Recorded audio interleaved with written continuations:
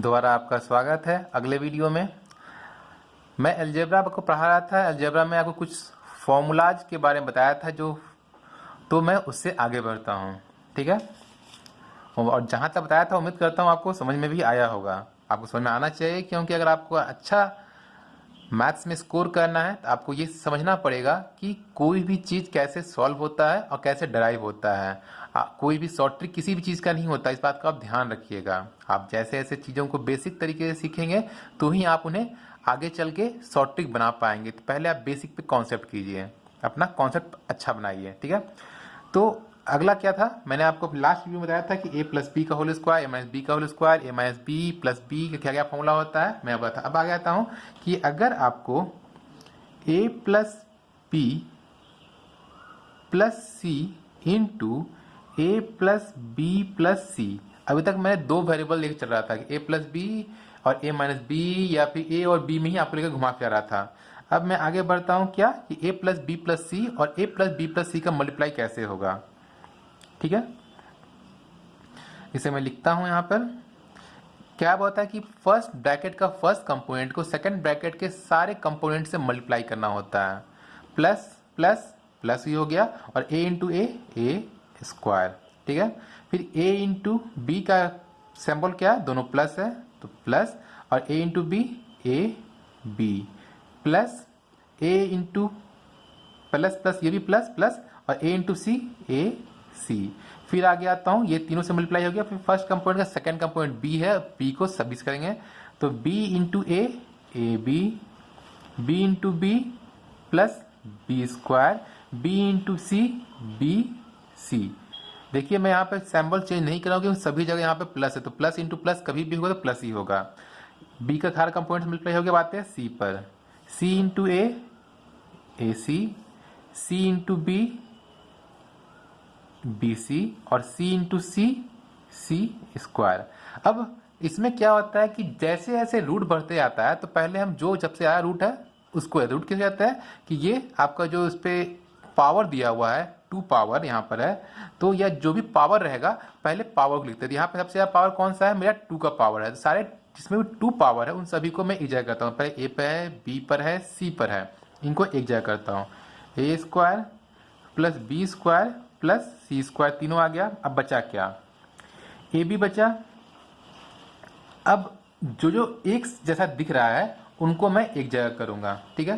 तो यहाँ देखिए ए बी यहाँ भी है, ए बी यहाँ भी है, तो इनको मैं एक जगह लिख देता हूँ, A B plus A B दोनों आ गया। अब आता है बाई सी का और ए का, ए सी और ए सी कहाँ है, ए सी एक यहाँ था एक ए सी यहाँ, तो इनको भी एक जगह कर देता हूँ ए सी। अब एक क्या बचा मेरे पास, बी सी और ये बी सी बचा, तो इनको भी एक जगह में कर देता हूँ, B C plus B C, ठीक है। अब मैं इसे फिर से अरेंज करता हूँ क्योंकि यहाँ पे ए बी यहाँ भी है, ए बी यहाँ भी है, लेकिन दोनों में प्लस है तो वो प्लस हो जाएगा और जुड़ जाएगा। तो A square plus B square plus C square plus A B 2ab, A C 2ac, और बी सी 2bc। तो ये बन गया हमारा एक नया फॉर्मूला, क्या, किसका, a प्लस बी प्लस सी, ये 2 बार है तो इसे लिख सकते हैं a plus B plus C, इसमें भी है a plus B plus C, इसमें भी। इसका मतलब क्या हो गया, a plus B plus C का होल स्क्वायर इक्वल टू क्या होता है, a square plus B square plus C square plus 2ab, इसे मैं आगे करता हूँ, प्लस 2bc प्लस 2ca। मैं एक लाइन से कर दिया ए बी के बाद फिर बी सी, फिर सी के बाद सी ए। तो ये एक नया फॉर्मूला क्या हो गया, a plus B plus C का whole square, A square plus B square plus C square whole square, A square plus B square plus C square plus 2ab plus 2bc plus 2ca। ये एक नया formula हो गया, ठीक है। अब इसके बाद आते हैं कि इक्वेशन, समीकरण होते क्या हैं। समीकरण जो होता है उसमें 2 तरह कंपोनेंट होता है, एक वेरिएबल रहेगा, एक कांस्टेंट रहेगा। कुछ इसमें पावर्स में रहेंगे, कुछ 2 पावर, कुछ 3 पावर, वो डिपेंड करता है वो कैसा आपको इक्वेशन देता है। पहले मैं बेसिक बताता हूँ इक्वेशन के बारे में। इसे हिंदी में कहते हैं समीकरण, ठीक है। तो इसे सॉल्व करता हूं, इस पे आगे बढ़ता हूं डिस्कशन।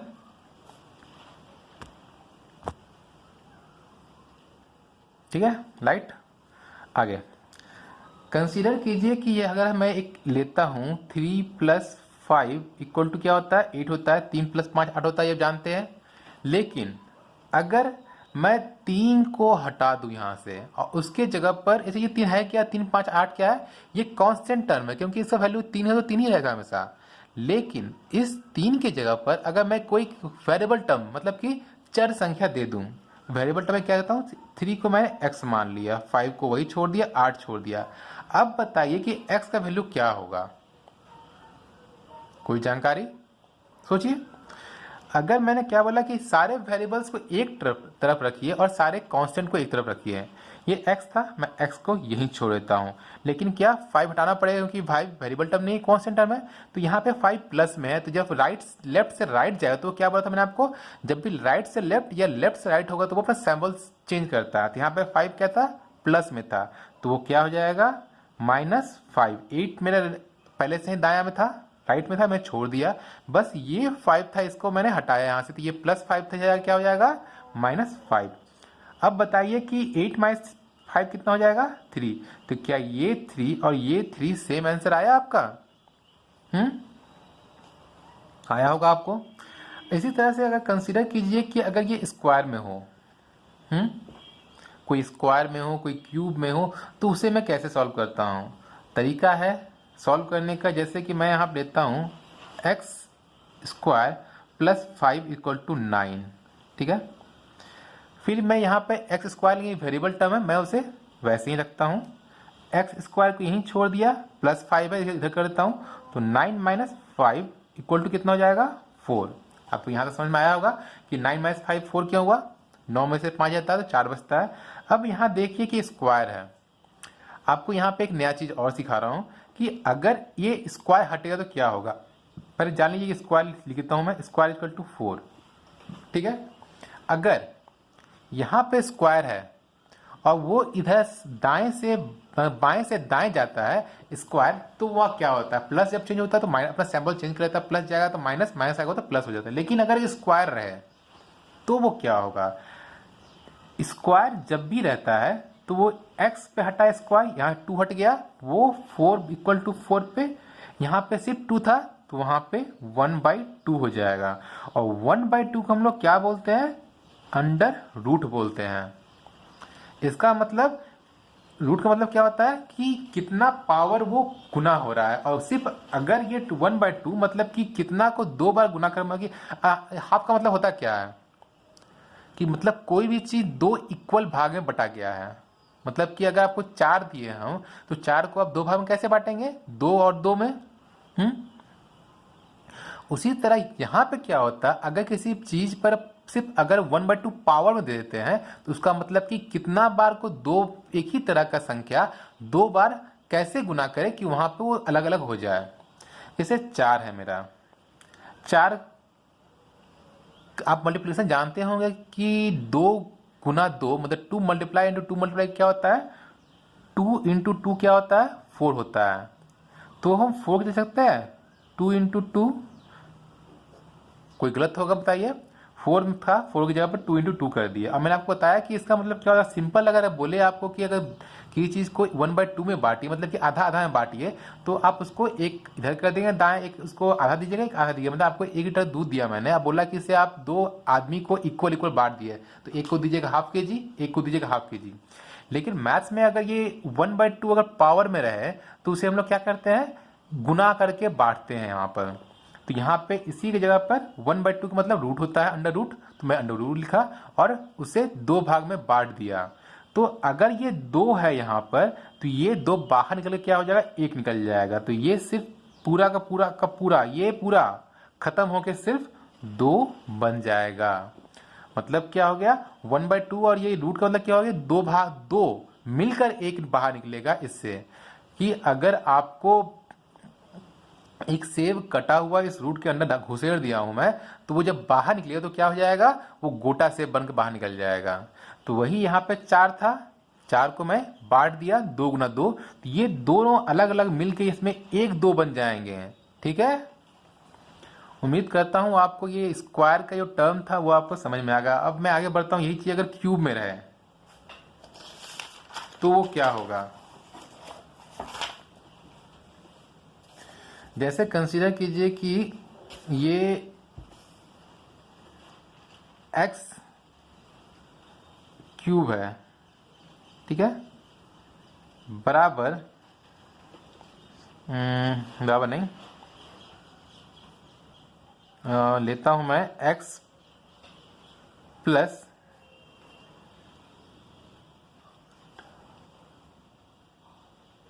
5 बराबर 13 लेता हूं, ठीक है। मतलब कि यहाँ पे x प्लस 5 बराबर 13। तो मैं क्या बताया, सारे वेरिएबल्स को एक तरफ और सारे कांस्टेंट को एक तरफ, यहाँ प्लस में तो जाके माइनस हो जाएगा, तो x क्यूब बराबर 13 माइनस 5। 13 माइनस 5 कितना होगा, 8। अब मैंने आप क्या बताया कि यहाँ पर जो टर्म है वो इधर जाएगा तो वो रूट वहाँ पे बटे में हो जाएगा, तो x बराबर 8 पर बटा 1/3। अब मैंने आपको बताया था कि अगर 1 कुछ है तो वो क्या हो जाता है आपका 8 पर रूट, वहाँ पे मैंने आपको क्या बताया कि एक चीज और, वहाँ पे कुछ नहीं तो 2 होता है, लेकिन अगर 2 से कोई भी ऊपर जाएगा तो वो वहाँ पर लिखना पड़ता है। मैं लिख दिया, मतलब कि कोई भी 3 इसका अंदर एक से ऐसा रहेगा तो वो बाहर निकलेगा तो 1 बन जाएगा। अब बताइए कि 8 कितना को 3 बार गुना करे कि वो 8 है।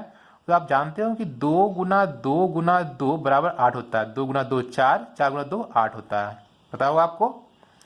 तो मैं इसे लिख सकता हूं अंडर क्यूब में 8 को 2 इंटू 2 इंटू 2, क्या हो जाएगा ये, मैंने बोला कि 3 मिलकर एक बाहर निकालना है, सिर्फ रूट का मतलब 2 मिलकर बाहर निकालना है, और अगर यहाँ पे 3 लिखा है मतलब 3 मिलकर एक बाहर निकलेगा। तो यहाँ पे 3 क्या है, 2 3 बार है, 2 गुना 2 गुना 2, तो जब ये बाहर निकलेगा तो क्या हो जाएगा 2, और x का वैल्यू क्या हो जाएगा वहां पर 2। यह आपका तरीका हुआ कि अगर क्यूब है या स्क्वायर है तो वो बाएं से दाएं जाएगा तो वो क्या हो जाएगा आपका बटे में होगा, और बटे का मतलब क्या होता है कि अंडर रूट 8 पे पावर 3, और 3 का मतलब क्या हुआ कि वो 3 चीज कोई एक जैसा रहे तब वो बाहर निकलकर एक संख्या बन जाएगा। आपको उम्मीद करता हूं यहां तक सब कुछ समझ में आया होगा। अब अगर एक चीज और बताऊं कि